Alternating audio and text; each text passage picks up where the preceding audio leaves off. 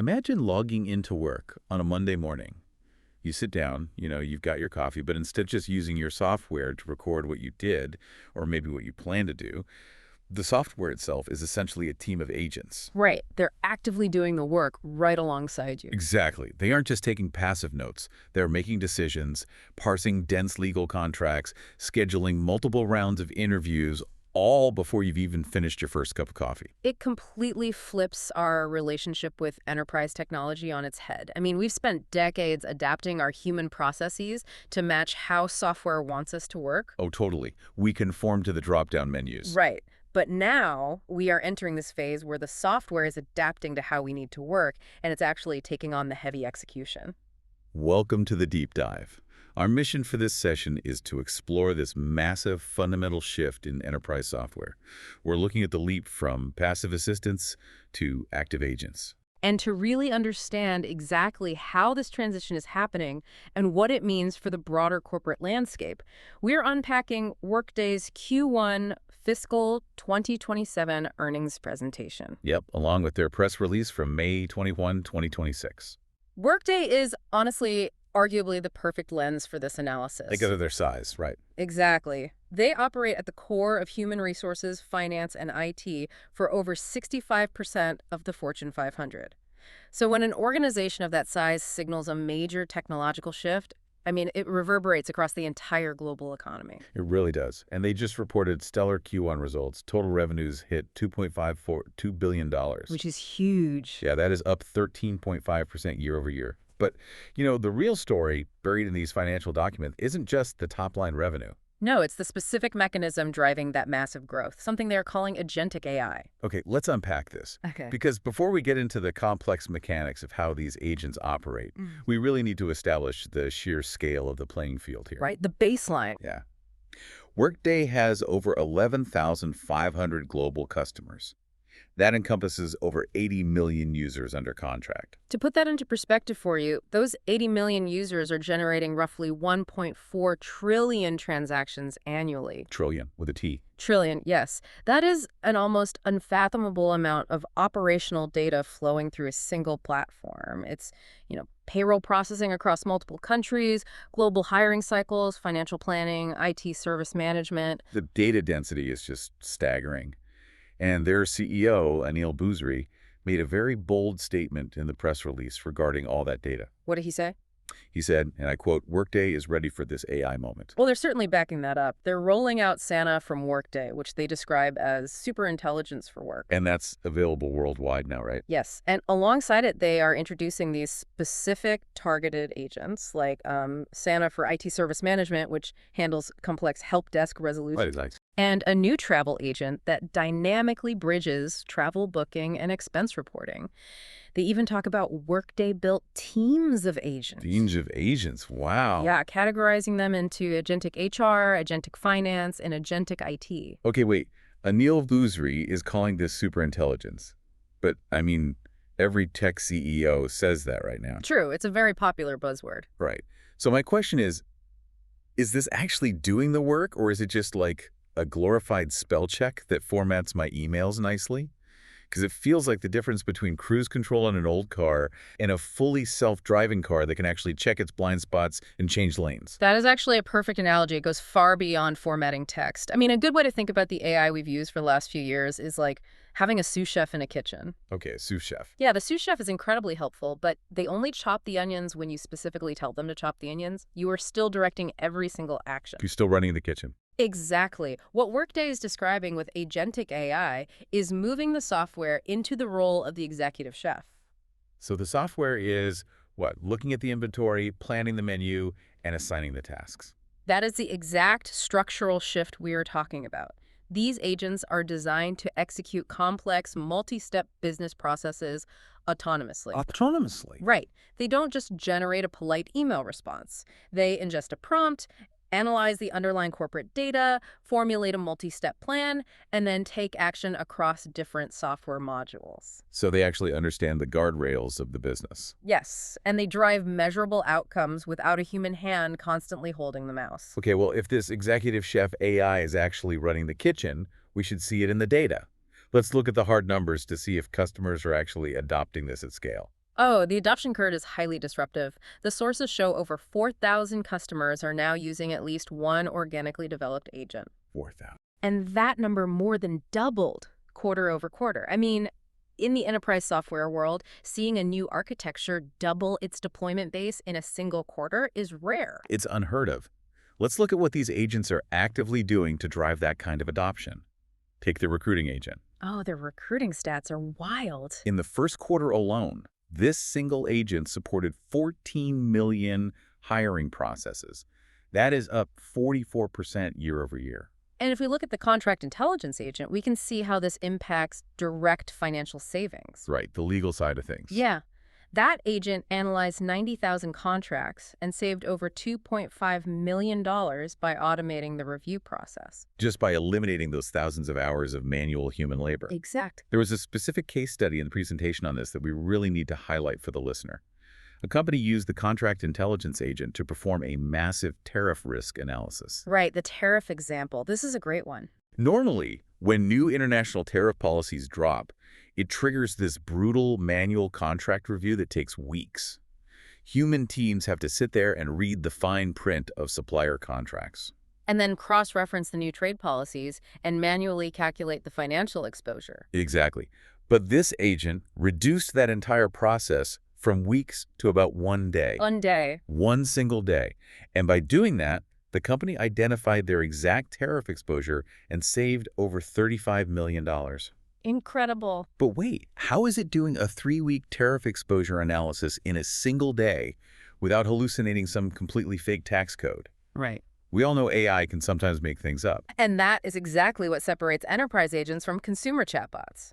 To do that in a day, the AI isn't just skimming text for keywords like a basic search function. What is it doing then? It is performing entity extraction on those 90,000 contracts. Then it's semantically matching specific indemnification clauses against the updated external trade laws. And then, and this is the kicker, it feeds that delta directly into the financial modeling engine of the ERP system. Wow. Yeah, it's performing cross-domain reasoning. It's bridging legal text analysis with mathematical financial modeling at a speed literally no human team could match. That cross-domain capability shows up in the HR data as well. The HiredScore AI for recruiting agent drove a 100% increase in the number of job requisitions closed. Double the requisitions closed. Yep. But the metric that really stands out to me is that 77% of their nursing requisitions were covered by past applicants. What's fascinating here is how the AI unlocks dark data. I mean, healthcare recruiting is notoriously difficult right now. Oh, definitely. Massive global nursing shortages everywhere. Exactly. So this statistic reveals that the necessary talent was already sitting inside the hospital's own database. The human recruiters simply lack the capacity to continuously sift through thousands of historical resumes. They just didn't have the time to find the exact skill match the minute a new opening popped up. Right. The agent, however, constantly mines that existing data. It instantly surfaces the candidates the moment a requisition goes live. So imagine you get a project dumped on your desk, like hiring a floor of specialized nurses. That would normally consume months of your life. Months! And instead, the agent pre-populates a list of vetted historical candidates before you even leave for the weekend. It changes the entire job description of a recruiter. It does. They also highlight the Paradox Candidate Experience Agent. This one successfully got 85% of applicants scheduled for an interview in less than an hour. Less than an hour? That's so fast. It saved over 2 million recruiting hours annually and reduced the overall time to hire by 7 days. And, in this competitive job market, getting 7 days back, that is the difference between landing top talent and losing them to a competitor. These are not vanity metrics. Yep. An increase in user engagement, that's a vanity metric. Sure, like getting more clicks on a page. Exactly. But unblocking critical bottlenecks in human capital and supply chain management, that is an operational transformation. It directly impacts the bottom line by reducing the required headcount for administrative processing. And moving way faster than manual execution allows. Yeah. But computing power of this magnitude isn't free. No, absolutely not. How is Workday actually monetizing these massive time savings And are customers actually willing to pay the premium for this? The return on investment for the customers is so undeniable that it has actually become a massive financial engine for Workday. The numbers back that up. Oh, yeah. The new annual contract value, or ACV, specifically generated from agentic AI, saw greater than 200% year-over-year growth. Okay, here's where it gets really interesting. When Workday signs an expansion deal with an existing customer, and that deal includes agentic AI, those deals are over 50% larger. 50%. Yeah. So customers aren't just passively accepting this because it's bundled into some standard update. They are aggressively expanding their contracts and paying a massive premium specifically to deploy these agents. And that premium is heavily reflected in their broader financial health. Out of the $2.52 billion in total revenue, their subscription revenues accounted for $2.354 billion. And that's the recurring, highly predictable income. Exactly. And that is up 14.3%. And they are doing all of this while remaining highly profitable. Their non-GAAP operating margin was 31.8%, 31.8. which translates to a non-GAAP operating income of $809 million for the quarter. They also generated roughly $700 million in operating cash flows. Yeah. $696 million to be exact. That's a lot of cash. It is. And they took that cash and repurchased 12 million shares of their own stock for $1.6 billion. Yeah. Plus, they raised their full-year fiscal 2027 non-GAAP operating margin guidance to 30.5%. It's a very strong position. But wait, a 31.8% non-GAAP margin versus a 13.3% GAAP margin. That is a massive delta. It is a huge gap. Are they just writing off a ton of stock-based compensation to their engineers? Or is something else hiding in there? Well, you've hit on the exact mechanism causing the gap. Okay, I have to geek out on this for a second because to understand this, we need to quickly separate the two accounting standards. Okay, lay it on me. So GAAP, generally accepted accounting principles, is the strict, standardized rulebook required by the SEC. The official numbers. Right. It forces companies to factor in absolutely everything. That includes non-cash expenses like the stock-based compensation you just mentioned. Which is always huge for tech companies. Massive. It also includes the amortization of intangible assets and complex, unpredictable tax events. But non-GAAP strips all those variables away. To do what? Just make the numbers look better. Well, partially, but it's really to give investors a clearer view of the raw operational cash-generating power of the core business without the accounting noise. So that makes the underlying business look incredibly strong. But it also leads to this really fascinating legal nuance in their presentation. Yes, the unreasonable efforts exception. This is such a nerdy financial detail, but I love it. Tell us about the exception. Okay, so Workday currently has a total subscription revenue backlog of $27.294 billion. $27 billion in locked-in future revenue. Exactly. Because of that massive cushion, they can predict their forward-looking subscription revenues with incredible accuracy. However, they explicitly state they cannot provide a forecast for their forward-looking GAAP operating margin. So they're relying on the SEC's unreasonable efforts exception. Yes. Meaning, it's legally impossible for them to predict how their own stock price will fluctuate or what companies they might acquire next quarter. Right. So they are legally allowed to tell Wall Street, hey, we can't give you the GAAP number. That is the essence of the exception. They are essentially saying, our core subscription engine is so predictable, we know exactly how much operational cash we will generate. But the rest is a guess. Yeah, trying to accurately forecast the wild variables of stock compensation and acquisitions is an unreasonable effort. It highlights the rock-solid nature of their backlog while acknowledging the volatile reality of operating a massive tech conglomerate. With a total addressable market opportunity that they estimate at $188 billion, competitors are absolutely circling. Oh, undoubtedly. I mean, everyone from massive tech titans to tiny startups has an AI chatbot now.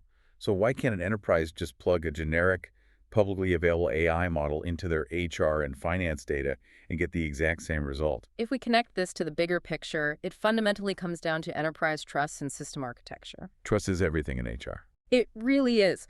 Workday explicitly notes that they operate in domains where the margin for error is effectively zero. A generic large language model is fundamentally built to generate probable text based on statistical weights. It's just guessing the next word. Exactly. It is not built to execute a flawless payroll run across 50 different international tax jurisdictions. It's the difference between hiring a brilliant but completely reckless intern versus a seasoned executive. Oh, that's a good way to put it. Right. A generic public AI is the intern. Yeah. It might draft a brilliantly creative marketing email, sure, but it also might accidentally email your entire executive payroll spreadsheet to the public relations department. Because it doesn't natively understand your internal security hierarchies. Exactly. Workday's agentic AI acts as the seasoned executive. It intimately knows the corporate rulebook, the data governance structures, and the absolute compliance boundaries. And Workday codifies that seasoned executive approach into what they call their AI advantage. They highlight two specific architectural pillars for this: Which are, deterministic execution and the real-time flow of work. okay, let's break down deterministic execution, because that sounds like jargon. How does a, quote, right past advantage actually prevent the AI from making an educated guess that turns out to be horribly wrong? Well, like we said, standard AI models use probabilistic generation. They guess the most likely word. That is terrible for calculating global tax liabilities. Obviously. Deterministic execution means the AI is acting more like a highly intelligent router. When you ask it to perform an action, it doesn't generate the code from scratch. What does it do instead? It calls upon the traditional, hard-coded, logic-based pathways that are already mapped to the customer's specific configuration. Oh, I see. It understands the intent of your request, but the actual execution runs on strict, unbending rails. The presentation actually notes that every single action is executed as the right person with the right scope. Yes, that's crucial. The AI agent only ever possesses the permissions of the specific human user it is acting on behalf of. So if my user profile cannot access the CEO's salary data, my AI agent is physically barred from accessing it as well. And to centralize that governance, Workday just made the Workday Agent System of Record generally available worldwide. What does that do for the user? This provides customers with a central command dashboard so you can see, audit, and control all of your AI agents. That includes both the organically built Workday agents and integrated third-party agents. Keeping everything in the light. Exactly. It ensures the AI doesn't become a black box where you don't know what it's doing. They're also heavily focused on the physical location of the underlying data. They specifically announced EU-based data residency in Frankfurt, Germany. Which is massive for European clients. Yeah, in the context of European data privacy laws, having a local data center isn't just a nice feature, it is an absolute legal prerequisite for doing business. And that data residency, combined with 20 years of hard-coded global compliance rules, forms the ultimate defensive moat. It's hard to replicate. Impossible to replicate overnight. A startup can build a clever conversational AI interface over a weekend. A startup cannot instantly replicate a trusted system of record that guarantees compliance across global labor laws. That architectural trust is exactly why massive enterprise clients are signing on. In this quarter alone, Workday highlighted new deployments with ACHM Hotels by Marriott, Del Monte Fresh Produce, and the state of Delaware. These are complex, highly regulated organizations. Yeah, but they cannot afford to play fast and loose with their operational data. We've covered a tremendous amount of ground today. We really have. We've looked at the underlying technology shift from passive assistants to deterministic agents. We've seen the unprecedented productivity gains, like, parsing 90,000 contracts to save $35 million in a single day. Still blows my mind. Mine too. And we've seen how that translates into a massive $27 billion backlog and over 14% revenue growth for Workday. Ultimately, Workday is proving that the next era of enterprise software is not about cleaner dashboards or better user interfaces. Not at all. It is about deploying governed, trusted teams of AI agents that transition the software from a system that records work to a system that executes work. The heavy lifting of corporate administration is rapidly being handed over to the machine. So what does this all mean? Well, I think it raises a really profound question regarding the future of work. I mean, if we accept that Workday's agents are now seamlessly handling these massive complex tasks, Right. if the software can instantly analyze global trade tariffs or completely unblock a healthcare recruiting pipeline, what happens to the human workforce? It's the elephant in the room. It is. What distinctly human skills will become the most valuable currency for the 80 million people currently logging into this platform? If your software is now a team of active agents doing the heavy execution alongside you, what exactly is your new role on that team? That is a question every professional will need to answer, and probably sooner rather than later. Thanks for joining us on the Deep Dive. We'll catch you next time.